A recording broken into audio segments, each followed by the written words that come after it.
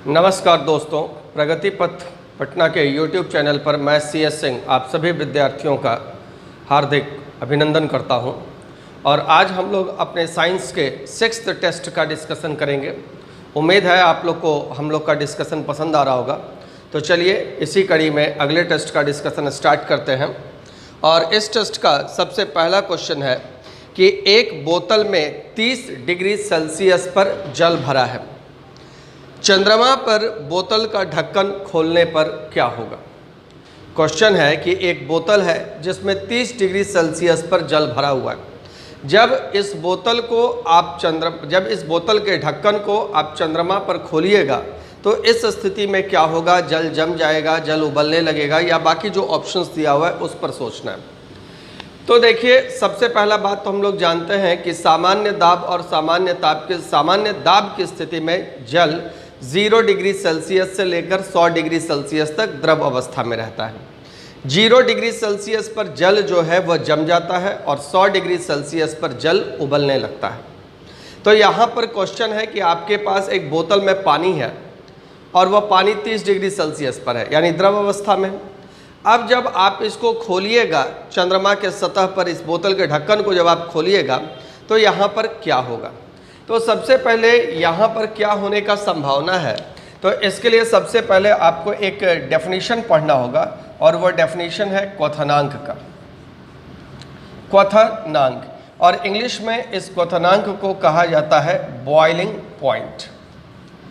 Boiling point.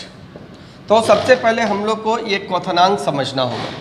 तो क्वथनांक क्या होता है, कहता है कि जिस तापमान पर द्रव के सतह पर लगने वाला वाष्प दाब वायुमंडलीय दाब के बराबर हो जाता है, उस तापमान को उस द्रव का क्वथनांक कहते हैं। अब ये डेफिनेशन है। अब इस डेफिनेशन को समझिए। मान लीजिए एक बर्तन है हमारे पास और इस बर्तन में कोई द्रव है। अगर हम इस द्रव को गर्म करेंगे तो द्रव बदलेगा वाष्प में। ये वाष्प में बदला, तो ये वाष्प जो है द्रव के सतह पर जो दाब लगाएगा, ये द्रव का सतह हुआ, तो ये वाष्प द्रव के सतह पर, इस सतह पर जो दाब लगाएगा उसको कहेंगे वाष्प दाब। अब जैसे जैसे टेम्परेचर बढ़ता जाएगा, तापमान बढ़ते जाएगा, वैसे वैसे वाष्प भी ज़्यादा बनेगा, और ज़्यादा वाष्प जब बनेगा तो वाष्प दाब भी ज़्यादा होगा। जितने तापमान पर यह वाष्प दाब वातावरण के दाब के बराबर हो जाएगा, वायुमंडलीय दाब के बराबर हो जाएगा, उस तापमान को उस द्रव का क्वथनांक कहेंगे। तो ये हुआ बॉइलिंग पॉइंट का डेफिनेशन। इसमें एक और बात याद रखिए कि बॉइलिंग पॉइंट जो होता है वह किसी भी द्रव की शुद्धता का निर्धारण करता है। कोई द्रव शुद्ध है कि नहीं, उसका निर्धारण उसके बॉइलिंग पॉइंट से, उस द्रव के बॉइलिंग पॉइंट से होगा, क्योंकि किसी भी शुद्ध द्रव का अपना एक निश्चित बॉइलिंग पॉइंट होता है, अपना एक क्वथनांक होता है। अब यदि इसमें कुछ अशुद्धियां मिला दिया जाए तो इसका बॉइलिंग पॉइंट यानी क्वथनांक जो होगा वह परिवर्तित हो जाएगा, बदल जाएगा। अब यहाँ पर देखिए, जब आप इसको चंद्रमा पर लेकर जा रहे हैं तो चंद्रमा पर तो आप जानते हैं कि निर्वात होता है, तो वहाँ प्रत्येक तापमान पर या किसी भी तापमान पर वाष्प दाब तो वायुमंडलीय दाब से ज़्यादा ही होगा, और इसीलिए ये द्रव जो होगा वह उबल जाएगा। इसलिए आंसर क्या हो जाएगा, आंसर हो जाएगा पहला का ऑप्शन नंबर बी, जल उबलने लगेगा। क्यों उबलने लगा समझिएगा, क्योंकि चंद्रमा पर निर्वात है, यानी वायुमंडलीय दाब 0 है। तो यहाँ पर जो वाष्प दाब होगा 30 डिग्री सेल्सियस पर, वह वाष्प दाब वायुमंडलीय दाब से ज़्यादा होगा, क्योंकि वहाँ तो वायुमंडलीय दाब 0 है। इसीलिए क्या होगा कि वाष्प दाब वायुमंडलीय दाब से अगर ज़्यादा है तो इस कंडीशन में हम तो जानते हैं कि समान रहने पर ही उबलने लगता है, तो ये तो ज़्यादा है, तो ये तो निश्चित रूप से उबल जाएगा। इसलिए आंसर होगा जल उबलने लगेगा। अब यहाँ पर देखिए, बॉइलिंग पॉइंट यानी क्वथन या बॉइलिंग और वाष्पीकरण में दोनों में अंतर होता है। देखिए, क्वथन और वाष्पीकरण ये दोनों अलग अलग चीज़ है। सबसे पहला क्या अंतर है कि क्वथन जो होता है ये पूरे द्रव में होने वाली घटना है, पूरे द्रव में होने वाली घटना है, जबकि वाष्पीकरण जो है, इवापोरेशन जो है, ये केवल सतह पर होने वाली घटना है, द्रव के सतह पर होता है। वाष्पीकरण केवल द्रव के सतह पर होने वाली घटना है, द्रव के सतह पर, यह होता है पूरे द्रव में। दूसरा, क्वथन जो होता है वह किसी निश्चित ताप पर होता है, हमेशा किसी निश्चित ताप पर होता है। और वाष्पीकरण जो होता है यह सभी ताप पर वाष्पीकरण की प्रक्रिया होते रहती है, प्रत्येक टेम्परेचर पर वाष्पीकरण की प्रक्रिया होती है।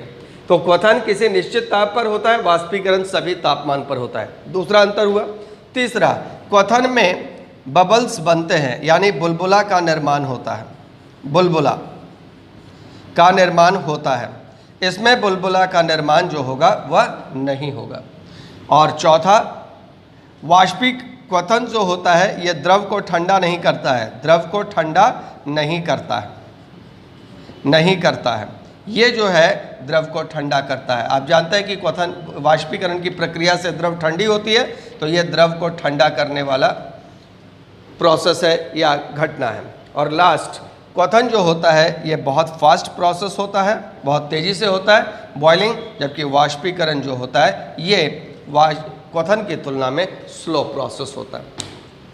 तो ये था आपका क्वथन और वाष्पीकरण में अंतर। देखिए, क्वथन जो होगा वो पूरे द्रव में होगा, बॉइलिंग। वाष्पीकरण केवल सतह पर होगा। बॉइलिंग एक निश्चित तापमान पर होता है, जैसे पानी जब उबलता है तो वह एक निश्चित तापमान पर उबलता है, लेकिन वाष्पीकरण की जो प्रक्रिया होती है वह 10 डिग्री सेल्सियस पर भी होता है, 20 डिग्री सेल्सियस पर भी होता है, 30 पर भी होता है, 50 पर भी होता है, 80 पर भी होता है। क्वथन में बुलबुला का फॉर्मेशन होता है, बुलबुला का निर्माण होता है, जबकि वाष्पीकरण में बुलबुला का निर्माण नहीं होता है। जब क्वथन होता है तो द्रव ठंडा नहीं होता है, लेकिन वाष्पीकरण की प्रक्रिया में द्रव ठंडी होती है। फाइनली, क्वथन एक फास्ट प्रोसेस है, तीव्र गति से होने वाली घटना है, जबकि वाष्पीकरण एक धीमी गति से होने वाली घटना है। तो यहाँ पहला क्वेश्चन था कि अगर चंद्रमा पर आप पानी के बोतल को खोलेंगे तो वहाँ पर आंसर क्या होगा? पानी उबलने लगेगा। चलिए क्वेश्चन नंबर 2, 5 लीटर बेंजीन का भार गर्मी में ज़्यादा होगा, ठंडा में ज़्यादा होगा या सभी मौसम में बराबर होगा? इस टाइप का आपसे क्वेश्चन यहाँ पूछ रहा है। तो देखिए, अब बेंजीन का भार से क्वेश्चन है तो बेंजीन का फॉर्मूला C6H6 मत सोचिए, क्योंकि क्वेश्चन में आपको भार डिसाइड करना है। तो ये समझिए कि क्वेश्चन किस पॉइंट से बनेगा, किस कंसेप्ट से बनेगा। तो क्वेश्चन यहाँ बनेगा, कंसेप्ट जो है वह है आपका भार। और भार W बराबर क्या होता है? भार W बराबर होता है M × G। अब आप जानते हैं कि G का मान बदलता है पूरे ब्रह्मांड में, लेकिन मास का मान बदलता नहीं है। तो मास तो कांस्टेंट टर्म है, लेकिन यहाँ पर लीटर में बेंजीन दिया हुआ है, उसका मास नहीं दिया हुआ है। यहाँ पर जो क्वेश्चन में दिया हुआ है वो 5 लीटर बेंजीन दिया हुआ है, तो मास से तो क्वेश्चन नहीं बनेगा। और जी यहाँ पर चेंज होगा नहीं, गर्मी में, ठंडा में, बरसात में जी का मान किसी भी स्थान पर वही रहता है। ये जानते हैं कि पृथ्वी के सतह से ऊपर जाने पर गुरुत्वीय त्वरण का मान घटता है, पृथ्वी के सतह से नीचे जाने पर घटता है, केंद्र पर 0 होता है, ध्रुव पर ज़्यादा होता है, विषुवत रेखा में कम होता है, ये सब मालूम है। लेकिन मौसम के हिसाब से जी तो नहीं बदलता है, तो ये यहाँ पर जी जो है वह कांस्टेंट है, तो जी हो गया कांस्टेंट। यानी यहाँ W डिपेंड करेगा किस पर? मास पर। अब गर्मी में 5 लीटर बेंजीन और ठंडा में 5 लीटर बेंजीन, दोनों बेंजीन जो लिए हैं वो 5 लीटर लिए हैं। गर्मी में भी 5 लीटर लिए और ठंडा में भी 5 लीटर लिए। और मास को अगर हम वॉल्यूम से रिलेट करना चाहें तो हम जानते हैं कि घनत्व जो होता है, घनत्व बराबर होता है द्रव्यमान और बट्टा में होता है आयतन। तो घनत्व को अगर इंडिकेट करते हैं स्मॉल d से, द्रव्यमान को इंडिकेट करते हैं स्मॉल m से, और आयतन को इंडिकेट करते हैं v से। तो ये हो गया m/v और ये d बराबर हो गया m/v। तो अब इस m को रिप्लेस करेंगे तो m बराबर vd हो जाएगा, यानी w is directly proportional to m के बदले क्या लिखेंगे? m के बदले लिखेंगे वॉल्यूम इनटू डेंसिटी, यानी आयतन गुणे घनत्व। अब द्रव्यमान के जगह लिखेंगे आयतन गुणे घनत्व। और यहाँ पर गर्मी में और ठंडा में वॉल्यूम तो सेम है, आयतन तो समान है, आयतन काट देंगे। 5 लीटर बेंजीन गर्मी में भी लिए, 5 लीटर बेंजीन ठंडा में भी लिए, तो आयतन कांस्टेंट हो गया। यानी अब भार सीधा सीधी किस पर निर्भर करेगा? भार निर्भर करेगा बेंजीन के घनत्व पर। देखो W बराबर mg था, गर्मी ठंडा या कोई भी मौसम में जी कांस्टेंट रहता है, जी का मान नियत है, तो जी काट दिए। अब द्रव्यमान भार जो होगा किस पे डिसाइड होगा? द्रव्यमान पे। अब 5 लीटर बेंजीन का द्रव्यमान गर्मी में ज़्यादा होगा कि 5 लीटर बेंजीन का द्रव्यमान ठंडा में ज़्यादा होगा? अब ये निकालना है। तो यहाँ तो क्वेश्चन वॉल्यूम से है, तो यहाँ पर इस फॉर्मूला का यूज करेंगे, घनत्व बराबर द्रव्यमान बटा आयतन, और द्रव्यमान के बदले वॉल्यूम इनटू डेंसिटी, यानी घनत्व गुने आयतन। तो द्रव्यमान बराबर घनत्व गुने आयतन, तो वीडी लिखे, और दोनों मौसम में वी का मान कांस्टेंट है, वी कांस्टेंट। तो ये भार जो है वो किस पर निर्भर किया? घनत्व पर। अब आपको एक और बात यहाँ पर कंसेप्ट होना चाहिए कि जब तापमान द्रव का बढ़ता है, जब तापमान द्रव का बढ़ता है तो उसका जो घनत्व होता है वह घटता है। तापमान बढ़ने पर घनत्व घटता है। क्यों घटता है? सीधा सीधी बात है, द्रव्यमान तो कांस्टेंट रहने वाला चीज है, और तापमान बढ़ने से आयतन बढ़ता है, और आयतन अगर बढ़ेगा तो घनत्व घटेगा। तापमान बढ़ने पर द्रव्यमान कांस्टेंट रहेगा, आयतन बढ़ेगा, घनत्व घटेगा, यानी तापमान बढ़ेगा तो घनत्व कम होगा। अब ठंडा के दिन में तापमान होता है कम, तो ठंडा के दिन में क्या होगा? ठंडा के दिन में याद रखिएगा, ठंडा का जो दिन होता है उसमें होता है ताप कम। तो ठंडा के दिन में तापमान कम होगा तो घनत्व ज़्यादा होगा, और घनत्व ज़्यादा होगा तो भार भी ज़्यादा होगा। ठंडा के दिन में तापमान कम रहता है, तापमान कम रहने के कारण घनत्व ज़्यादा होगा, और घनत्व ज़्यादा होने के कारण भार ज़्यादा होगा। इसीलिए आंसर होगा गर्मियों की अपेक्षा जाड़ों में यानी शीत ऋतु में, ठंडा में अधिक होगा। आंसर हो जाएगा 2 का ऑप्शन नंबर बी। तो क्वेश्चन पूछा था 5 लीटर बेंजीन का भार किस मौसम में ज़्यादा होता है, और भार होता है mg। जी मौसम के हिसाब से नहीं बदलता है, तो भार निर्भर किया द्रव्यमान पर, और यहाँ पर क्वेश्चन आयतन से रिलेट किया, इसीलिए हम इसको आयतन वाला फॉर्मूला मिलाए। तो द्रव्यमान बराबर होता है आयतन गुने घनत्व, और दोनों ऋतु में, जाड़ा ऋतु में और ग्रीष्म ऋतु में, गर्मी के ऋतु में द्रव्यमान जो है आयतन दोनों का 5 लीटर दिया हुआ है, इसलिए आयतन काट दिए। अब भार सीधा सीधी निर्भर किया घनत्व पर, और ठंडा में तापमान कम रहने के कारण घनत्व होता है ज़्यादा, और तापमान कम रहने पर घनत्व ज़्यादा क्यों होता है? क्योंकि कम तापमान पर आयतन ज़्यादा होता है, और आयतन ज़्यादा होता है तो ज़्यादा तापमान पर आयतन ज़्यादा होता है तो घनत्व कम होता है। तो गर्मी के दिन में तापमान ज़्यादा है, घनत्व कम होगा। ठंडा के दिन में तापमान कम है, घनत्व ज़्यादा होगा। तो ठंडा में ताप कम हुआ, घनत्व ज़्यादा हुआ। ये गर्मी का है, गर्मी में तापमान ज़्यादा, घनत्व कम, ठंडा में तापमान कम, घनत्व ज़्यादा। अब घनत्व ज़्यादा है ठंडा में, इसलिए भार भी ज़्यादा होगा ठंडा में, इसलिए आंसर हो जाएगा ऑप्शन नंबर बी, गर्मियों की अपेक्षा जाड़ों में अधिक होगा। अगला क्वेश्चन है क्वेश्चन नंबर 3। जब स्वरित्र द्विभुज ट्विनिंग फॉर्क की एक भुजा थोड़ी काट दी जाती है तब इसकी आवृत्ति क्या होगी? देखो ट्यूनिंग फॉर्क, स्वरित्र द्विभुज, इसको अगर फिगर से देखो तो ये एक यू आकार का ट्यूब होता है, एक यू आकार की आप कहें रचना वाला ट्यूब होता है, और इसमें एक नली होती है, इस टाइप का कुछ रचना होता है, ऐसा ट्यूनिंग फॉर्क का।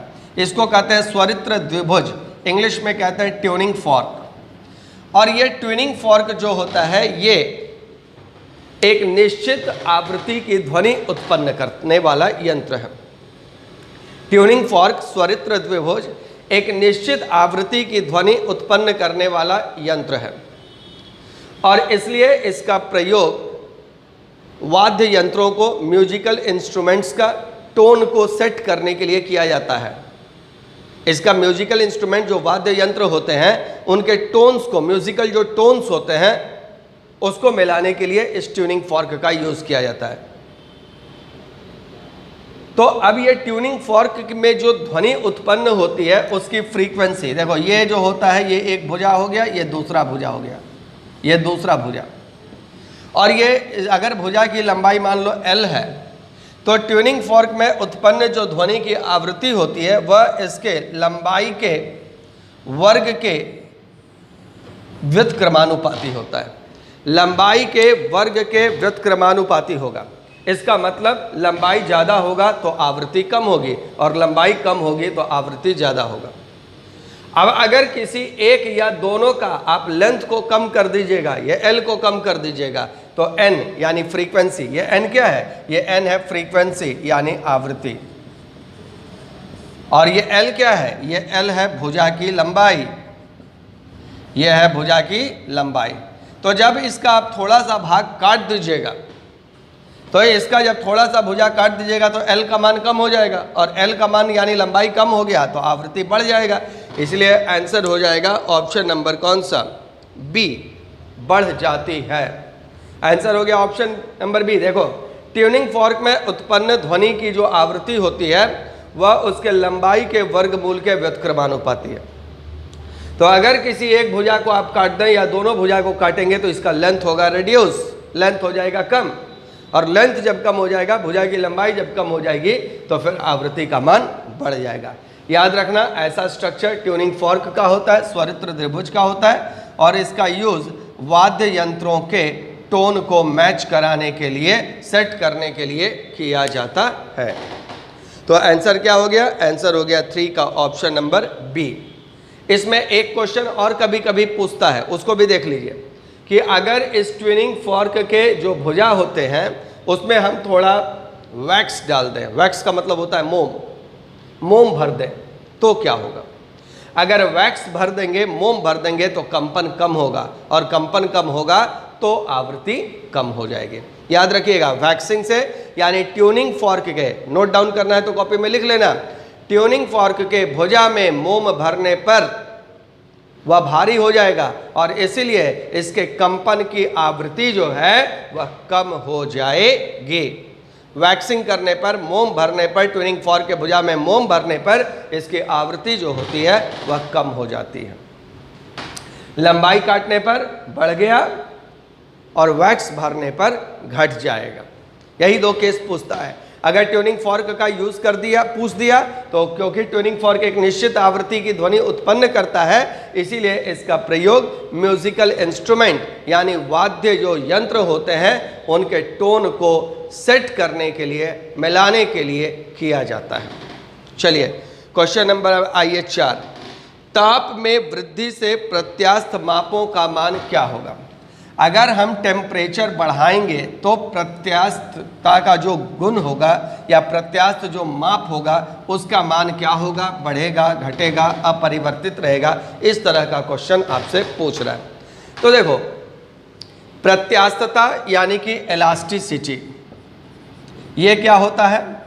अगर आप किसी वस्तु पर बल लगाते हैं तो उसका आकार परिवर्तित होता है। तो आपने जो बल लगाया, इसके आकार को या इसके लंबाई को या इसके आयतन को बढ़ाने के लिए, ये बाहर से आपने जो बल लगाया इसको कहते हैं विरूपक बल यानी डिफॉर्मिंग फोर्स। कौन सा बल कहते हैं, विरूपक बल कहते हैं। अब अगर इस विरूपक बल को आप हटा दीजिएगा तो वस्तु अपने आकार को पुनः प्राप्त करने की चेष्टा रखता है। बाह्य विरूपक बल हटा लेने पर वस्तु अपने आकार को पुनः प्राप्त करने की चेष्टा करता है, और किसी वस्तु का वह गुण जिसके कारण बाह्य विरूपक बल हटा लेने पर वस्तु अपने आकार को पुनः प्राप्त कर ले, इस गुण को कहा जाता है प्रत्यास्थता यानी इलास्टिसिटी। और इसका कारण है इंटरमॉलिक्यूलर फोर्स यानी पदार्थ के अणुओं के बीच लगने वाला अंतर आणविक बल। अब देखिए, ये मान लीजिए कि आपके पदार्थ के अणु हैं, सपोज कर लीजिए, ये हम एक रेखा में दिखा रहे हैं, एक रेखा में। अब जब हम लोग इसको इधर खींचेंगे और इसको इधर खींचेंगे तो इस कंडीशन में हम ये जो बल लगा रहे हैं, ये जो बल लगा रहे हैं, ये हुआ बाह्य विरूपक बल, बाह्य विरूपक बल, जिसके कारण इन दोनों अणुओं के बीच का या किसी दो अणुओं के बीच की दूरी बढ़ेगी। लेकिन जब इस बल को हटाएंगे तो ये बल जो होंगे अंतर आणविक बल, ये आपस में फिर से अपने पोजीशन को वापस आने के लिए बल लगाएंगे। ये इसको अपने मूल पोजीशन पर लाएगा, ये इसको अपने मूल पोजीशन पर लाएगा, क्योंकि इन दोनों के बीच में काम कर रहा है इंटरमॉलिक्यूलर फोर्स, अंतर आणविक बल। इन दोनों के बीच में काम कर रहा है इंटरमॉलिक्यूलर फोर्स यानी अंतर आणविक बल। और ये अंतर आणविक बल आपके बल हटा लेने पर अपने को वापस पोजीशन में लाने का प्रयास करेगा। अब अगर हम तापमान बढ़ा दें तो तापमान बढ़ाने से अणुओं के बीच की दूरी बढ़ जाएगी, और जब अणुओं के बीच की दूरी बढ़ जाएगी तो अंतर आणविक बल घट जाएगा, और अंतर आणविक बल घट जाएगा तो इससे क्या होगा, अपने आकार को या अपने पोजीशन पर वापस आने का क्षमता कम हो जाएगा, यानी प्रत्यास्थता घट जाएगा। याद रखिएगा, जब हम लोग तापमान को बढ़ाएंगे तो ये जो इंटरमॉलिक्यूलर फोर्स है IMF, इंटरमॉलिक्यूलर फोर्स, अंतर आणविक बल, ये इंटरमॉलिक्यूलर फोर्स जो होगा वो कमज़ोर हो जाएगा। क्यों? क्योंकि तापमान बढ़ने से अणुओं के बीच की दूरी बढ़ गई, जिससे इंटरमॉलिक्यूलर फोर्स कमज़ोर हो गया। और इंटरमॉलिक्यूलर फोर्स यानी अंतर आणविक बल अगर कमज़ोर हो गया तो इस स्थिति में इलास्टिसिटी का जो गुण है वह भी कम हो जाएगा, यानी प्रत्यास्थ माप का मान क्या होगा, घटता है। आंसर होगा ऑप्शन नंबर बी। फिर से बात समझ लीजिए, बाह्य विरूपक बल, एक्सटर्नल डिफॉर्मिंग फोर्स हटा लेने पर अपने आकार को पुनः प्राप्त करने का गुण प्रत्यास्थता कहलाता है। अब ये सबको मालूम है, स्टील की प्रत्यास्थता रबड़ से ज़्यादा होती है, ये हमको बताने का ज़रूरत नहीं है। अब इस प्रत्यास्थता का कारण अणुओं के बीच कार्य करने वाला अंतर आणविक बल है। तो पहला बात ये समझिए, कारण, प्रत्यास्थता का कारण अणुओं के बीच लगने वाला अंतर आणविक बल यानी इंटरमॉलिक्यूलर फोर्स। अब अगर तापमान बढ़ाते हैं तो अणुओं के बीच की दूरी बढ़ती है। जब अणुओं के बीच की दूरी बढ़ती है तो अंतर आणविक बल का मान घटता है। यहाँ पर ऐसे भी लिख सकते हैं, थोड़ा सा ऐसे कर दीजिए, तापमान बढ़ा, इंटरमॉलिक्यूलर डिस्टेंस यानी अंतर आणविक दूरी बढ़ा, जिससे इंटरमॉलिक्यूलर फोर्स यानी अंतर आणविक बल घटा और प्रत्यास्थता भी घट गया। तापमान बढ़ा, अंतर आणविक दूरी बढ़ा, अंतर आणविक बल घटा, प्रत्यास्थता भी घट गया। इसलिए आंसर होगा 4 का ऑप्शन नंबर बी, घटता है। अब आइए क्वेश्चन नंबर है 5।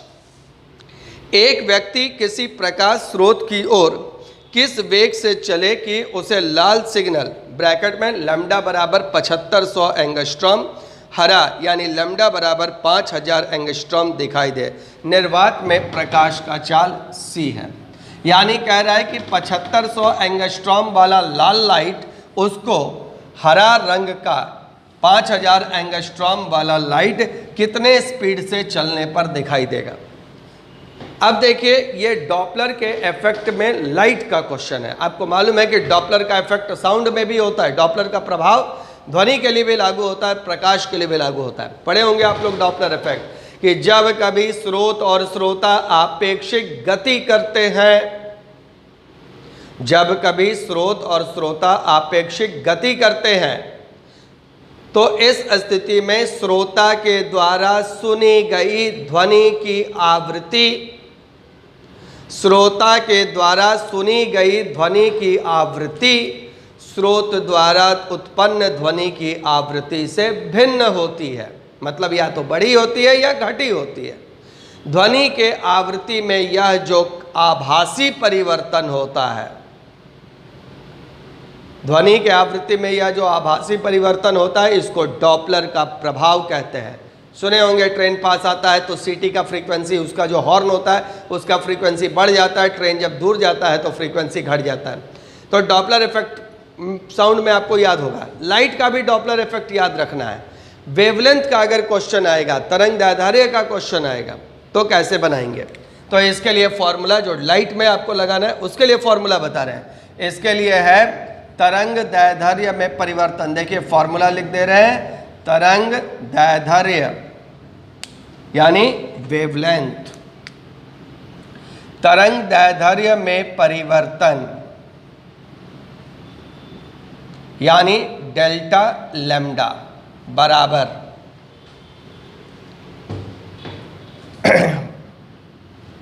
बराबर स्रोत या श्रोता का वेग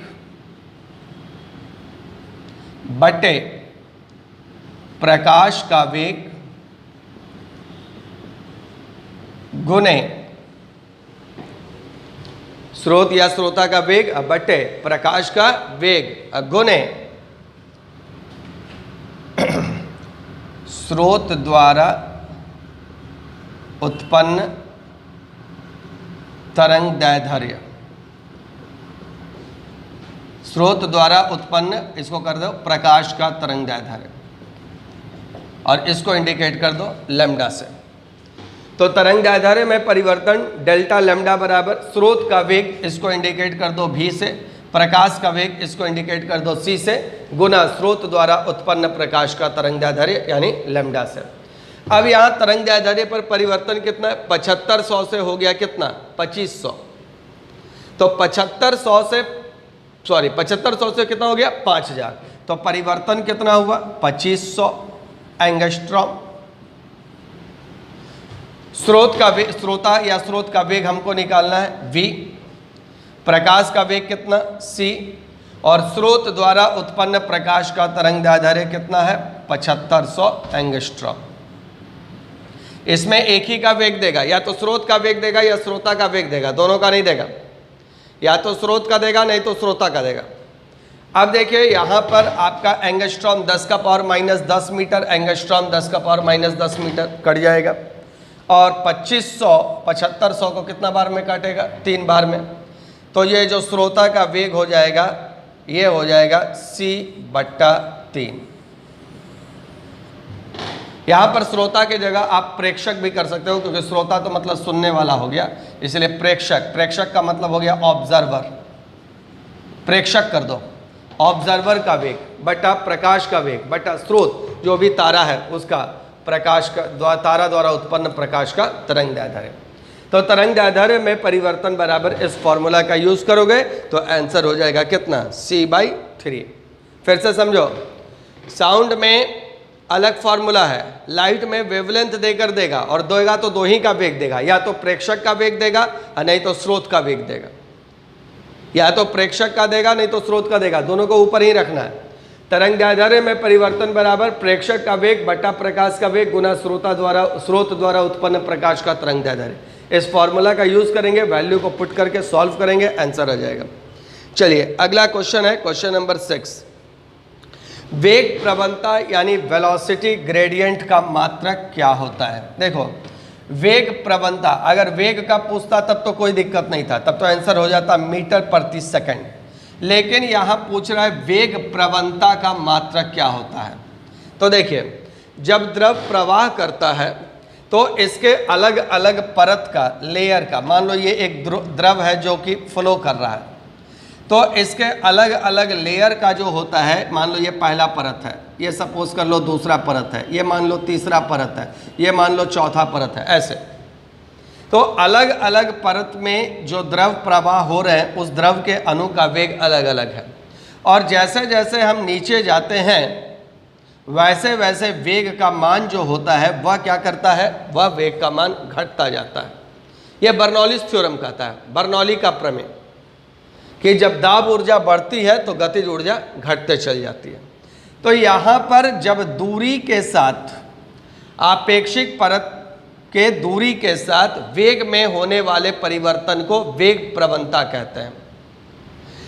आपेक्षिक परत यानी रिलेटिव लेयर, या आप कह सकते हैं निकटवर्ती परतों में दूरी के साथ वेग में होने वाले परिवर्तन, निकटवर्ती परतों में दूरी के साथ वेग में होने वाले परिवर्तन को वेग प्रवणता यानी वेलोसिटी ग्रेडियंट कहते हैं। तो यहाँ पर वेग प्रवणता बराबर, अगर डेफिनेशन इंग्लिश में वेलोसिटी ग्रेडियंट, अगर इसका डेफिनेशन लिखेंगे तो निकटवर्ती परतों में दूरी के साथ वेग में परिवर्तन, दूरी के साथ वेग में होने वाले परिवर्तन,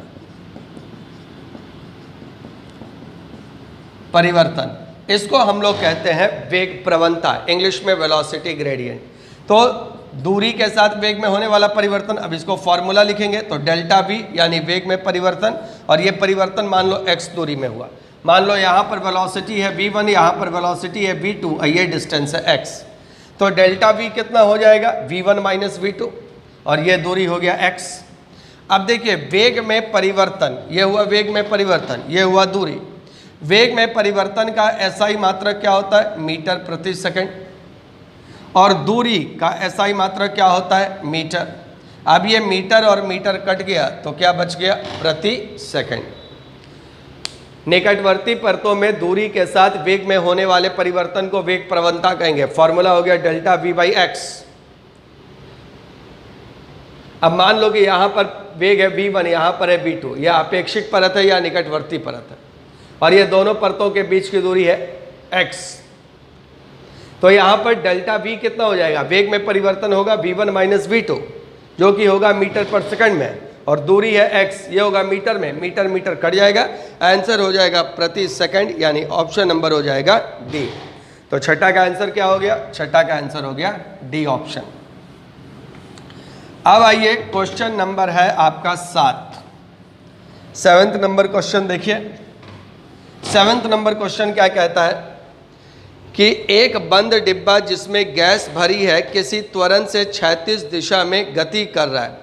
गुरुत्वीय प्रभाव को नगण्य मानकर डिब्बे में दाब क्या है? अब मान लो ये एक बंद डिब्बा है, ठीक है, और ये ए त्वरण से गति कर रहा है, और इस डिब्बा में गैस भरा हुआ है। ये गैस, मान लो ये गैस के अणु को हम दिखाएं, ये गैस भरा हुआ है। तो बोल रहा है कि अब दाब कहाँ ज़्यादा होगा, कहाँ कम होगा। इसमें यह भी कह रहा है कि आपको गुरुत्वीय प्रभाव को नगण्य मानना है, मतलब गुरुत्वीय प्रभाव के बारे में नहीं सोचना है, गुरुत्वीय प्रभाव को नगण्य मानना है, मतलब भार के बारे में नहीं सोचना है, जी के बारे में नहीं सोचना है। अब एक बात बताइए, जब ये एक्सेलरेट कर रहा है आगे ए त्वरण से अगर गति कर रहा है, तो अंदर के जो पदार्थ होंगे, अंदर जो गैस के अणु होंगे, उन सब पर भी एक बल विपरीत दिशा में लगेगा, और इस विपरीत दिशा के बल को कहते हैं स्यूडो फोर्स।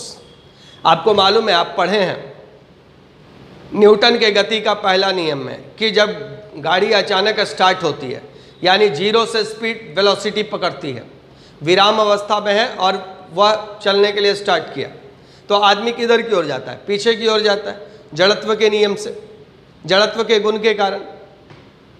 तो यहाँ पर क्या होता है कि ऐसा माना जाता है कि अंदर में जो आदमी है या अंदर में जो वस्तु है उस पर एक बल पीछे की ओर काम कर रहा होता है। ये एक काल्पनिक बल होता है, इसको हम लोग एक झूठा बल कहते हैं, इसको कहते हैं स्यूडो फोर्स। तो यहाँ पर ये जो है, जब ये पूरा बर्तन एक्सेलरेट करेगा तो अणुओं पर जो है वह बल लगेगा पीछे की ओर, क्योंकि एक्सेलरेशन में है तो पीछे की ओर, और जब पीछे की ओर लगेगा तो यहाँ पर दाब जो होगा वह अधिक होगा और यहाँ पर दाब जो होगा वह कम होगा। याद रखिएगा, यहाँ पर इसका कारण हो गया स्यूडो फोर्स, झूठा बल, मिथ्या बल। क्योंकि हम लोग जानते हैं कि जब आगे बस चलती है तो यात्री पीछे की ओर गिरता है, तो जब ये एक्सेलरेट कर रहा है सिस्टम, तो अंदर में जो सिस्टम के अंदर जो ऑब्जेक्ट है उस पर एक काल्पनिक बल लगेगा, उस पर एक झूठा बल लगेगा पीछे के डायरेक्शन में, जिसके कारण ये पीछे की ओर जो दीवार है, पीछे का दीवार, उससे जाके टकराएगा, और इसीलिए यहाँ पर प्रेशर होगा ज़्यादा और यहाँ पर प्रेशर होगा कम। इसलिए आंसर क्या हो जाएगा? आंसर हो जाएगा कि नगण्य मानकर डिब्बे में दाब है, प्रत्येक स्थान पर समान नहीं होगा, आगे के भाग में कम और पीछे के भाग में अधिक, और इसका कारण हो गया कौन सा फोर्स? Pseudo force. चलिए क्वेश्चन नंबर आ जाइए 8। एक उपग्रह पृथ्वी के चारों ओर दीर्घ वृत्ताकार कक्षा में चक्कर लगा रहा है। एक उपग्रह है जो दीर्घ वृत्ताकार कक्षा में सूर्य के चारों ओर चक्कर लगा रहा है। अब कहता है कि कक्षा के सभी बिंदुओं पर इसका वेग या चाल समान होगा, अलग अलग होगा। तो यहाँ पर जो नियम लगेगा वह है आपके केपलर के दूसरा नियम, ग्रहों के लिए केपलर का दूसरा नियम। इससे पहले वाले डिस्कशंस में हम केपलर के तीनों नियम का बहुत डिटेल में व्याख्या किए हुए। अब देखिए इस क्वेश्चन में क्या कह रहा है, अगर नहीं देखे तो उसका देख लीजिएगा, पहला या दूसरा टेस्ट में डिस्कशन में होगा। तो ये आपका एक दीर्घ वृत्ताकार मार्ग है, और थोड़ा सा अच्छा से बना देते हैं, दीर्घ वृत्ताकार मार्ग ऐसा, यह दीर्घ वृत्ताकार मार्ग है, और यहाँ पर एक फोकस में सूर्य है, और ग्रह जो है उसमें ऐसे चक्कर लगा रहा है इस टाइप से। तो क्वेश्चन पूछ रहा है क्या कि इसकी चाल, इसका स्पीड जो होगा सभी बिंदुओं पर समान होगा, कि जब पास होगा तो ज़्यादा होगा, कि दूर होगा तो ज़्यादा होगा, क्या होगा। तो यहाँ पर ग्रहों के ग्रहों की गति का दूसरा नियम लगाएंगे जिसको क्षेत्र नियम कहते हैं। और क्षेत्र नियम क्या कहता है कि समान समय में दीर्घवृत्त के समान क्षेत्रफल को तय करता है। और ये किस पर आधारित है? कोणीय संवेग के संरक्षण के सिद्धांत पर, law of conservation of angular momentum पर। कोणीय संवेग के संरक्षण का सिद्धांत mvr बराबर कांस्टेंट। कोणीय संवेग के संरक्षण का सिद्धांत कहता है mvr बराबर कांस्टेंट। m हो गया द्रव्यमान, v हो गया चाल और r हो गया त्रिज्या। ये हो गया द्रव्यमान ग्रह का, ये हो गया ग्रह का चाल और ये हो गया ग्रह का त्रिज्या। अब जब ये ग्रह चक्कर लगाएगा, ऐसे चक्कर लगाएगा, तो यहाँ पर चक्कर लगाए तो यहाँ पर लगाए तो यहाँ पर लगाए तो यहाँ पर लगाए, तो ग्रह का द्रव्यमान तो चेंज नहीं करेगा, यानी m हो गया कांस्टेंट। किससे बना? क्षेत्र नियम से। और क्षेत्र नियम किस पर आधारित है? कोणीय संवेग के संरक्षण के सिद्धांत पर। और कोणीय संवेग के संरक्षण का सिद्धांत क्या कहता है? mvr बराबर कांस्टेंट होता है। कोणीय संवेग होता है mvr, और भी फॉर्मूला होता है, लेकिन ये सवाल के लिए mvr सोचिए। अब जब ग्रह सूर्य के पास होगा तो r का मान कम होगा। जब r का मान कम होगा और mvr कांस्टेंट है, इसमें भी m कांस्टेंट है, तो इसका मतलब r अगर कम है तो v का मान ज़्यादा होगा। दोनों गुणनफल में है ना, तो एक घटेगा तो दूसरा बढ़ेगा, क्योंकि गुणनफल नियत ही होना चाहिए। जैसे ऐसे समझिए, 6 गुना 2 बराबर 12 होता है। तो अगर इसको हमको कांस्टेंट रखना है, इसको नहीं बदलना है, तो अगर 2 का मान को हम घटा देंगे तो इसका मान बढ़ेगा, तब गुणनफल 12 होगा। जैसे अगर 2 का मान 1 कर देंगे तो 6 का मान 12 करना पड़ेगा, या 2 का मान 1.5 कर देंगे तो ये 6 के बदले अब 8 रखना पड़ेगा, तब ना 12 होगा। तो यहाँ रेडियस होगा जब कम तो स्पीड होगा ज़्यादा, यहाँ पर रेडियस कम है तो स्पीड ज़्यादा होगा, और इस पॉइंट पे आएगा तो रेडियस ज़्यादा हो जाएगा तो स्पीड कम हो जाएगा। यानी क्या हो जाएगा? जब पास होगा तो चाल ज़्यादा होगा और दूर होगा तो चाल कम होगा, और आंसर हो जाएगा पृथ्वी के निकटतम होने पर अधिकतम होगा। आंसर हो जाएगा एक उपग्रह पृथ्वी के चारों ओर दीर्घवृत्ताकार कक्षा में चक्कर लगा रहा है, तो पृथ्वी के निकटतम होगा तब अधिकतम होगा। यहाँ पर सूर्य ना होकर आप यहाँ पृथ्वी कर दीजिए, ये उपग्रह कर दीजिए। तो चलिए, कंसेप्ट वही रह गया। और ये बना किससे? कोणीय संवेग के संरक्षण के सिद्धांत से। इसी पर आधारित होता है। एक और क्वेश्चन पूछता है, धागा में पत्थर बांधकर जब ऐसे घुमाते हैं और जब हाथ रोक देते हैं, वृत्ताकार मार्ग में घुमाते हैं इस टाइप से, और जब हाथ रोक देते हैं तो धागा हाथ में लिपटना स्टार्ट करता है। जैसे जैसे धागा हाथ में लिपटते जाएगा, लिपटने का वेग बढ़ता जाएगा कि घटता जाएगा कि नियत रहेगा?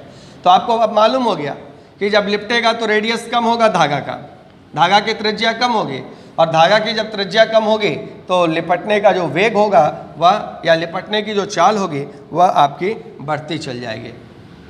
तो इसी टाइप का क्वेश्चन है, और ये भी बना किससे? कोणीय संवेग के संरक्षण के सिद्धांत से। क्वेश्चन नंबर है 9। 500 मीटर ऊंची मीनार की चोटी से एक व्यक्ति द्वारा एक पत्थर छोड़ा जाता है जो मीनार के नीचे स्थित झील के पानी से टकराता है। व्यक्ति का जल से पत्थर के टकराने की ध्वनि सुनाई देगी लगभग कितना देर बाद? जल से टकराने की ध्वनि उसको कितना बाद सुनाई देगा? अब देखो, यहाँ पर है आदमी, ये 500 मीटर ऊंचा है, यहाँ पर एक आदमी है, यहाँ से वो एक पत्थर को गिराया। जब गिराया तो प्रारंभिक वेग 0, अगर फेंकता तो प्रारंभिक वेग 0 नहीं होता। अब ऊपर फेंकता तो प्रारंभिक वेग प्लस लेते, और नीचे फेंकता तो प्रारंभिक वेग माइनस लेते। मैथ्स में ऊपर प्लस होता है, नीचे माइनस होता है। कोऑर्डिनेट सिस्टम आप पढ़े हुए हैं, ये ऑरिजिन ऊपर प्लस नीचे माइनस। अब यहाँ पर फेंका नहीं है, यहाँ गिराया है, तो प्रारंभिक वेग 0, और यहाँ पर है पानी, ये पानी है, तो ये पानी में टकराने में पहले इसको टाइम कितना लगेगा? तो पानी में टकराने में समय कितना लगेगा? तो समय S = ut + ½ gt², ये फॉर्मूला। और प्रारंभिक वेग 0 है तो ये खत्म, तो S = ½ gt²। अब पानी में टकराने का पहले समय निकाल लो। S का मान कितना है? तो कितना ऊंचाई से गिरा है? 500। अब यहाँ पर जहाँ से गिराया है वहाँ से नीचे आ रहा है, इसलिए ये क्या होगा? माइनस, तो S का मान हो गया -500। ऊपर जाता फेंकते तो s प्लस लेते, नीचे आ रहा है तो माइनस हाफ। g का वैल्यू, पृथ्वी किसी वस्तु को किधर खींचती है, नीचे खींचती है, तो g क्या होगा -10 ले लिए, कुछ तो बोला नहीं है, हम 10 ले लेते हैं। t का स्क्वायर, टाइम निकाल लेता है टकराने का। अब देखो माइनस माइनस तो कट गया, 500 गुना 2 1000, और यहाँ से 10 है तो 100, तो t का मान 10 सेकंड, डायरेक्ट सॉल्व कर दिया। तो ये 10 सेकंड हो गया, क्या चीज 10 सेकंड हो गया, यहाँ तक टकराया। जब टकराएगा तो ध्वनि पैदा होगा। अब इस ध्वनि को यहाँ से यहाँ तक पहुँचने में कितना समय लगा, तो ध्वनि का स्पीड कितना है, ध्वनि का चाल कितना दिया हुआ है, ध्वनि का चाल भी नहीं दिया हुआ है। चलो नहीं दिया है कोई बात नहीं, ये 500 मीटर का दूरी तय करने में ध्वनि को कितना समय लगेगा, तो देखो तो 500 मीटर की ध्वनि तय करने में समय जो लगेगा, 500 मीटर ध्वनि है और समय तय करने में कितना लगेगा, तो ध्वनि का चाल लगभग कितना होता है 332 मान के चलते हैं। 0 डिग्री सेल्सियस पे ध्वनि में, वायु में ध्वनि का चाल 332 मीटर पर सेकंड होता है। इसको जब सॉल्व कीजिएगा तो ये कितना आएगा, इसको जब सॉल्व कीजिएगा तो ये लगभग आ जाएगा 1.5 के आसपास। 10 ये है तो 10 और 1.5 कितना हो गया, लगभग हो गया 11.5 सेकंड। एग्जैक्ट नहीं निकालना है क्योंकि क्वेश्चन में कह रहा है, क्वेश्चन में लगभग में, तो हम लगभग में निकाल के छोड़ देंगे, एग्जैक्ट कोई थोड़ी ना पूछ रहा है। और ऑप्शन भी देखिए बड़ा बड़ा अंतर है, 11.5, 21, 10, 14 ये सब, तो 10 सेकंड से तो ज़्यादा लगेगा, इसलिए 10 सेकंड तो आंसर नहीं होगा।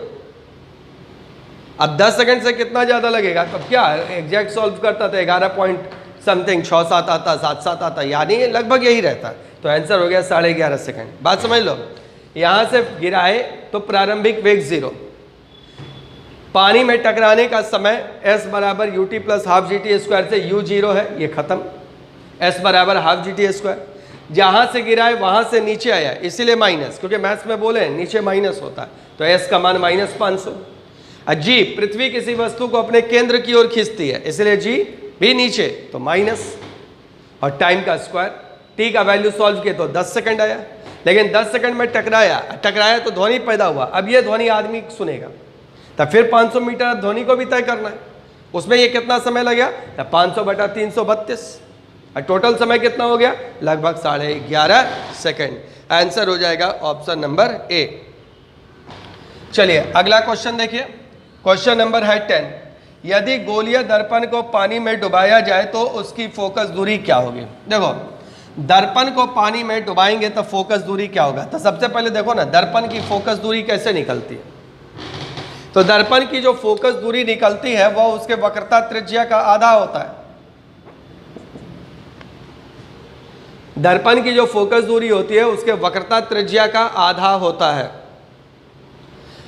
और ये वक्रता त्रिज्या क्या होता है, कोई भी दर्पण हो, चाहे अवतल दर्पण हो या उत्तल दर्पण हो, यहाँ हम अवतल दर्पण ही बने हैं, तो इसका वक्रता त्रिज्या कैसे निकलता है, कैसे निकालते हैं, ये किसी न किसी गोले का हिस्सा होगा, इस गोला का एक केंद्र होगा और ये दर्पण का ध्रुव होगा, इस दोनों के बीच का दूरी, ये दूरी वक्रता त्रिज्या है r।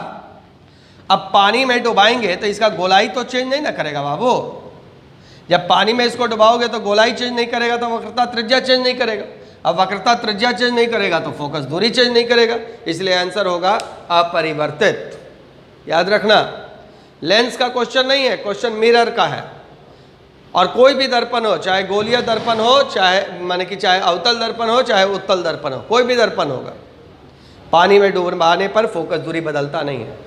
हाँ, अगर कोई लेंस रहेगा जो कांच का बना हुआ है और इसको पानी में अगर डुबाओगे तो इसकी फोकस दूरी 4 गुना हो जाता है लगभग, अगर कांच का बना हुआ है तो 4 गुना। आप याद रखिए कि 4 गुना हो जाता है पानी में डुबाने पर। 20 सेंटीमीटर का उत्तल लेंस पानी में डुबाए फोकस दूरी 80 सेंटीमीटर हो जाएगा। 25 सेंटीमीटर का अवतल लेंस पानी में डुबाए फोकस दूरी 100 सेंटीमीटर हो जाएगा। 4 गुना कर देना पानी में पूछेगा तो, लेकिन कब, जब लेंस पूछेगा। यहाँ लेंस नहीं पूछा, यहाँ दर्पण पूछा है। और याद रखना दर्पण की फोकस दूरी माध्यम के अपवर्तनांक पर निर्भर नहीं करता है। एक लाइन में, दर्पण की फोकस दूरी माध्यम के अपवर्तनांक पर निर्भर नहीं करता है, इसलिए आंसर होगा अपरिवर्तित रहेगा। चलिए अगला क्वेश्चन आ जाइए, ये तो आपको याद ही है कि समतल दर्पण का फोकस दूरी और वक्रता त्रिज्या अनंत होता है। इससे पहले वाले डिस्कशन सबसेट में हम कराए हैं, याद रखना। समतल दर्पण का फोकस दूरी और वक्रता त्रिज्या कितना होता है? अनंत। नेक्स्ट आइए, अगला क्वेश्चन है क्वेश्चन नंबर 11। SO2 गैस की विरंजन की क्रिया का कारण क्या होता है? देखो, एक होता है क्लोरीन के कारण विरंजन और एक होता है SO2 गैस के कारण विरंजन। विरंजन को इंग्लिश में कहते हैं ब्लीच। ब्लीच को कहने का मतलब होता है उसका रंग हटाना। अगर कोई रंगीन पदार्थ को आप रंग हटाकर उसको श्वेत कर देते हैं तो ये प्रक्रिया ब्लीचिंग कहलाती है। अब यहाँ पर बोल रहा है कि SO2 गैस की विरंजन की क्रिया का कारण क्या होता है। तो सबसे पहले समझो, जो अंतर आपको बेसिकली याद रखना है, क्योंकि क्वेश्चन इसी से पूछता है। पहला याद रखना Cl2 यानी ब्लीचिंग। क्लोरीन के कारण अगर ब्लीचिंग होता है तो वह होता है अस्थायी होता है। और SO2 गैस में विरंजन जो होता है ये होता है टेम्पोररी यानी अस्थायी। हिंदी में लिख देता है, ये होता है क्लोरीन का जो ब्लीचिंग होता है ये अस्थायी होता है और इसका जो ब्लीचिंग होता है वह अस्थायी होता है, अस्थायी। अब ये ब्लीचिंग अस्थायी क्यों होता है? क्योंकि इसकी ब्लीचिंग प्रक्रिया जिस घटना से या जिस प्रक्रिया से होती है उसको कहते हैं ऑक्सीकरण, यानी ऑक्सीजन हटाकर। ऑक्सीजन हटाकर, ऑक्सीकरण में बताए, सॉरी ऑक्सीजन जोड़कर। आपको ऑक्सीडेशन रिडक्शन में बताए थे ऑक्सीकरण क्या होता है, तो इसमें ऑक्सीजन संयुक्त होकर होता है। और सल्फर डाइऑक्साइड की जो ब्लीचिंग प्रक्रिया होती है वह होती है आपके अवकरण से यानी रिडक्शन से, अवकरण से। और ये होता है आपका जो रिडक्शन होता है ये होता है हाइड्रोजन जोड़कर। तो हाइड्रोजन का जुड़ना जो होता है वो अवकरण होता है और ऑक्सीजन का जुड़ना जो होता है वो ऑक्सीकरण होता है। तो इसमें क्या होता है कि क्लोरीन जो होता है इसका विरंजन स्थायी होता है। कैसे होता है क्लोरीन का विरंजन स्थायी? तो देखो, क्लोरीन को जब वाटर में घुलाया जाता है H2O में, तो ये बनाता है HCl यानी hydrochloric acid plus hypochlorous acid, HClO। अब ये HClO क्लोरीन को पानी में घुलाए तो हाइड्रोक्लोरिक एसिड और हाइपोक्लोरस एसिड दिया। अब ये हाइपोक्लोरस एसिड बहुत अस्थायी होता है, ये है हाइपोक्लोरस एसिड, ये अस्थायी होता है। ये जब टूटता है, यह अस्थायी होता है इसलिए टूट जाता है, तो ये हो जाएगा HCl प्लस ऑक्सीजन।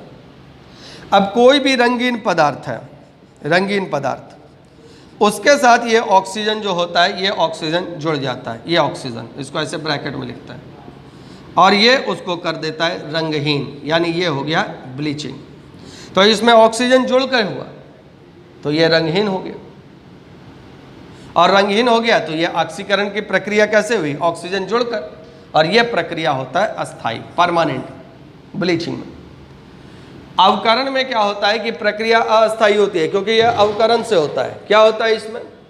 इसमें आपका सल्फर डाइऑक्साइड को जब पानी में घुलाया जाता है तो ये देता है आपका सल्फ्यूरिक एसिड यानी H2SO4, और साथ में देता है हाइड्रोजन। ये जो हाइड्रोजन होता है ये नेसेंट हाइड्रोजन होता है, नवजात हाइड्रोजन। याद रखिएगा, किसी भी रासायनिक प्रतिक्रिया के फलस्वरूप उत्पन्न हाइड्रोजन नवजात हाइड्रोजन कहलाता है। तो ये 2H हुआ, और ये जो हाइड्रोजन होता है नवजात हाइड्रोजन ये रंगीन पदार्थ से मिलता है, रंगीन पदार्थ से, और इसमें हाइड्रोजन जुड़ता है, ये हाइड्रोजन हुआ, और ये बनाता है रंगहीन। तो यहाँ पर हाइड्रोजन जुड़ करके रंगहीन बना रहा है, तो ये प्रक्रिया कौन करता है? SO2 सल्फर डाइऑक्साइड करता है। और इसकी प्रक्रिया अस्थायी क्यों होती है? क्योंकि रंगहीन पदार्थ वायुमंडल के ऑक्सीजन को फिर ग्रहण करके फिर रंगीन बन जाता है। तो जो अवकरण हुआ था, वायुमंडल में जो ऑक्सीजन है वह क्या करता है कि इस ऑक्सीजन को ग्रहण करके फिर ये रंगीन बन जाता है। इसीलिए SO2 की विरंजन अस्थायी होती है, मतलब धीमे धीमे ये पुनः अपने रंग को प्राप्त कर लेता है। इसमें रंग एक बार हट गया तो हट गया, इसमें रंग हटा अवकरण के कारण, हाइड्रोजन एक्सेप्ट करने के कारण। लेकिन वातावरण में जब आप इसको रख देते हैं, खुला छोड़ देते हैं, तो फिर ये वातावरण का ऑक्सीजन घट ले करके फिर इसका ऑक्सीकरण हो जाता है। और जब वातावरण का अवकरण से रंग हटा तो ऑक्सीकरण से रंग फिर प्राप्त होगा, फिर से पूरा अपना रंग प्राप्त कर लेता है। तो आंसर हो जाएगा किसके कारण होता है? आंसर हो जाएगा, होता है अवकारक गुण के कारण, यानी ऑप्शन नंबर कौन सा हो जाएगा? डी। 11 का आंसर हो गया ऑप्शन नंबर डी। तो ये पॉइंट को आप नोट कर लीजिएगा वीडियो को रोक करके। बहुत इंपॉर्टेंट क्वेश्चन है, एग्जाम में क्वेश्चन अक्सर पूछते रहता है। क्वेश्चन नंबर आ जाओ अब 12। सभी तेल किस कार्बनिक यौगिक के रूप में जाने जाते हैं?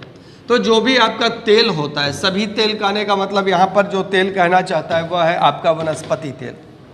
तो ये जो वनस्पति तेल होता है ये मुख्य रूप से होता है आपका ईस्टर। और ईस्टर का निर्माण कैसे होता है? देखो, वनस्पति तेल का मतलब होता है जो वनस्पति से, पेड़ पौधों से प्राप्त होता है। और ये वनस्पति तेल याद रखोगे अनसैचुरेटेड यानी असंतृप्त हाइड्रोकार्बन होता है।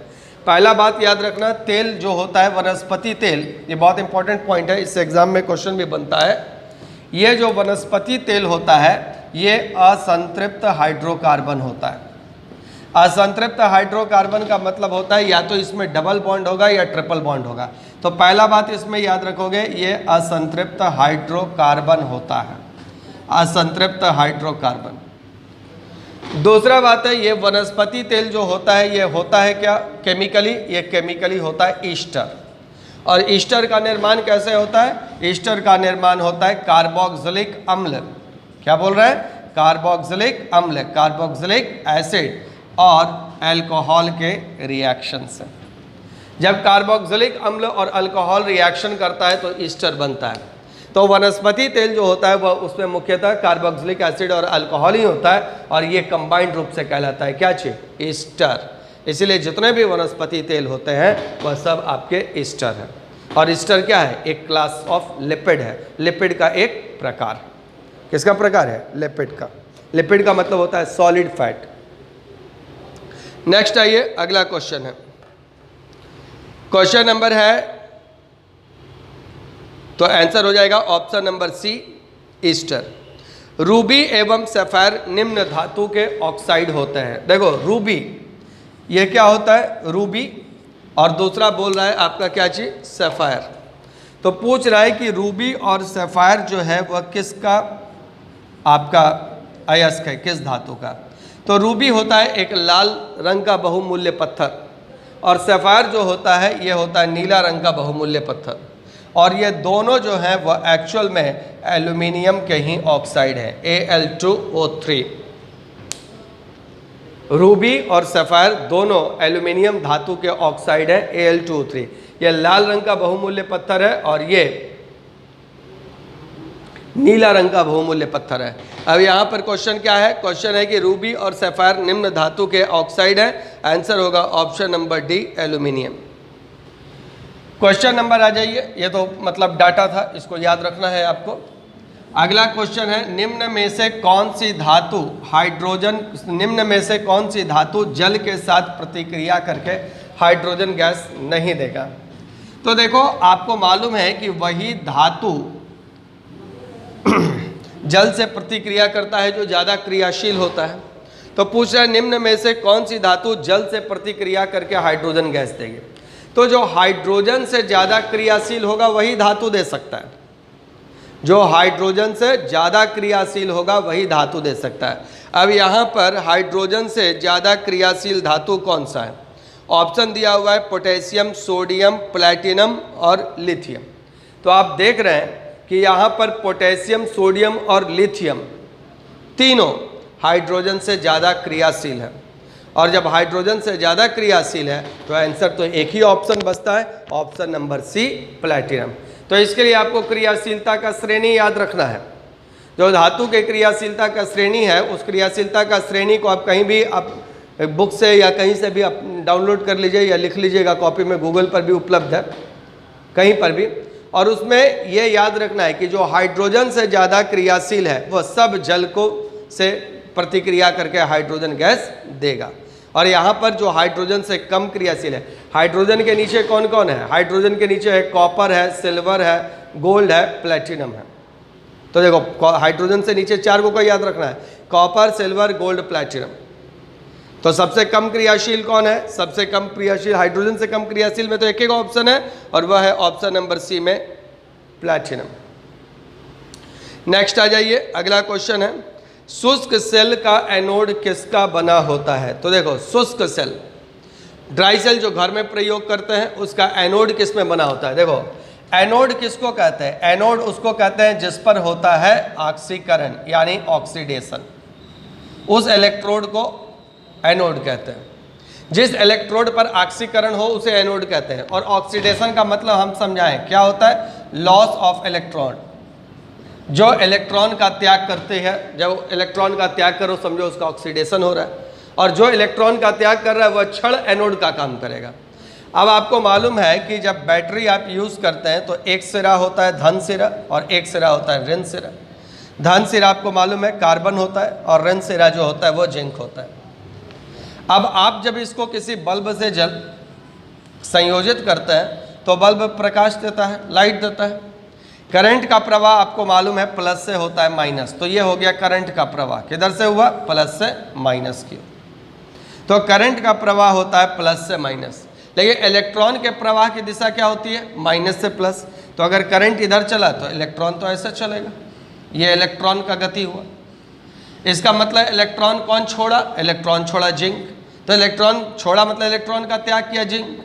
तो जिंक ने किया लॉस ऑफ इलेक्ट्रॉन, इसलिए जिंक काम करेगा एनोड का। और जब जिंक काम करेगा एनोड का तो कार्बन के क्षण किसका काम करेगी? कैथोड का।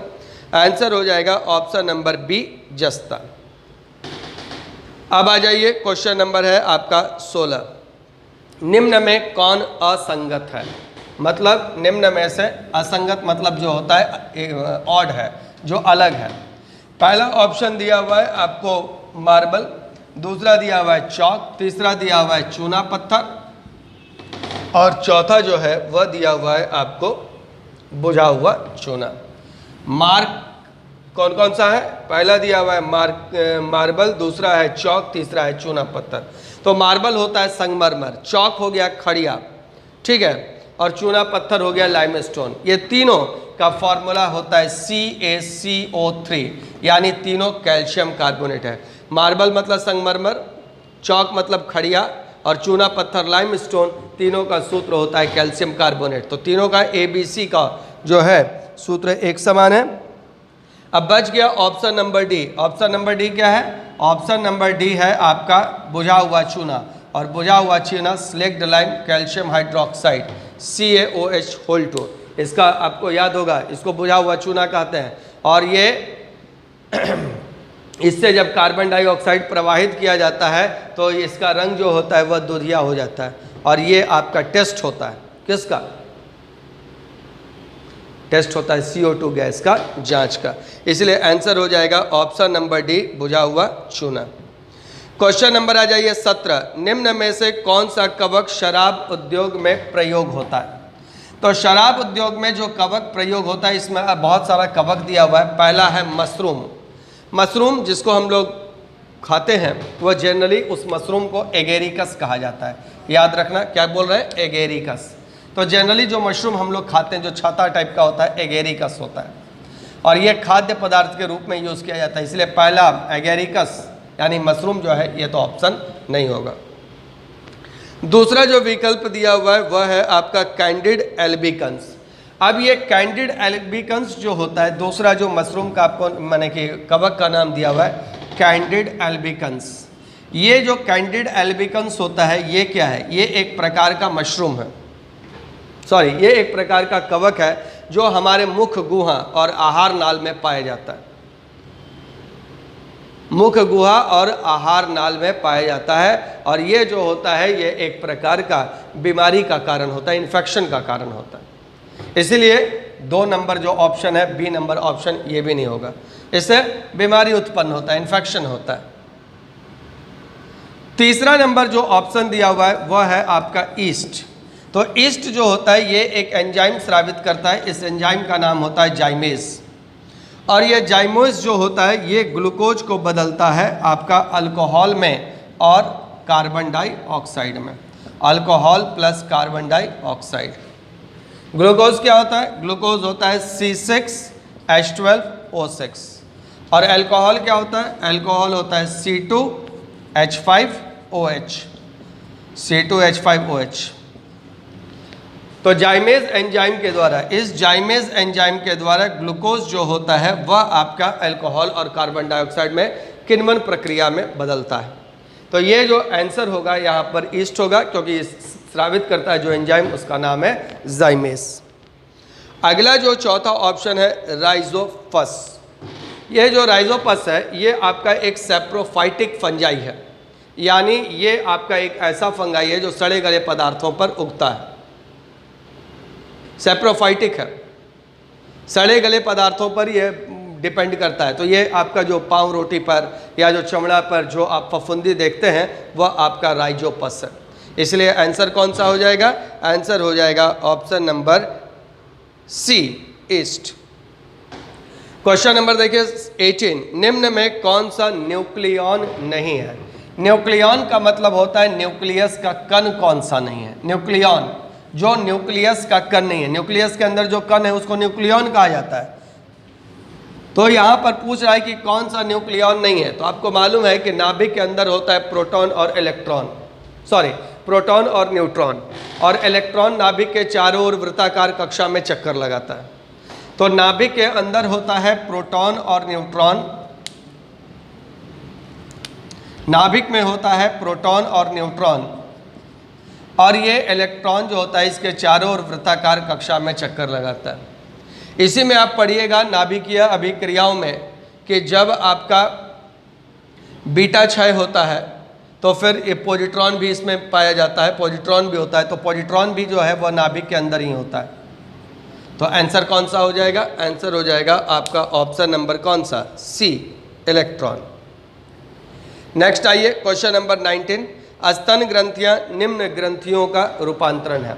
तो सबसे पहला देखिए स्तन ग्रंथि जो है वह एक्सोक्राइन ग्लैंड है, यानी बाह्य स्रावी ग्रंथि है। पहला बात याद रखिएगा, बाह्य स्रावी ग्रंथि, एक्सोक्राइन ग्लैंड। और यही मेमोरी ग्लैंड के कारण, इसी स्तन ग्रंथि के कारण स्तनधारी नाम पड़ा है। स्तनधारी उस प्रकार के जीव को कहा जाता है जिसमें नवजात को उसकी जो मदर होती है, उसकी जो माता होती है, वो स्तनपान कराती है। तो जिसमें मेमोरी ग्लैंड पाया जाता है उसको हम लोग मैमल्स यानी स्तनधारी कहते हैं। तो स्तनधारी किसका यहाँ पर पूछ रहा है कि मॉडिफिकेशन है, तो ये जिस ग्लैंड का मॉडिफिकेशन है उस ग्लैंड का नाम है स्वेट ग्लैंड, यानी आपका हो गया option number B. Last question है क्वेश्चन नंबर 20, बुढ़ापा में झुर्रियों का कारण क्या होता है? देखे होंगे बुढ़ापा में झुर्री बन जाता है शरीर पर। तो झुर्री तो कई कारण से बनता है। जो लोग धूप में ज़्यादा रहता है उसमें बुढ़ापा से पहले झुर्री बन जाता है। जो स्मोकिंग ज़्यादा करता है उसमें भी उम्र से पहले झुर्री पड़ जाता है। अल्ट्रावायलेट रेडिएशन, पराबैंगनी किरणों, इसके कारण भी झुर्रियाँ बनती है। इसके अलावा उम्र के साथ भी झुर्री बनता है, क्योंकि उम्र के साथ हमारे शरीर में एक बहुत इंपॉर्टेंट जो प्रोटीन होता है जिसका नाम है कोलेजन, जो त्वचा को मजबूती देता है, त्वचा को खिंचा हुआ रखता है, वह समय के साथ नष्ट होने लगता है। और इसलिए झुर्रियों का कारण यहाँ पर होगा option number A, collagen. Actin और मायोसिन जो है वो तो आप जानते हैं मसल्स के टाइप्स है। मसल में जो टिश्यू पाया जाता है एक्टिन और मायोसिन टिश्यू, और इसके अलावा केराटिन तो जानते हो कि नाखून वगैरह पर या बाल वगैरह में पाया जाता है। तो आंसर हो गया यहाँ पर 20 का ऑप्शन नंबर ए, कोलेजन। चलिए, अगर आप लोग को डिस्कशन पसंद आ रहा है तो फिर लाइक, शेयर और सब्सक्राइब कीजिए। मिलते हैं अगले टेस्ट में। Thank you.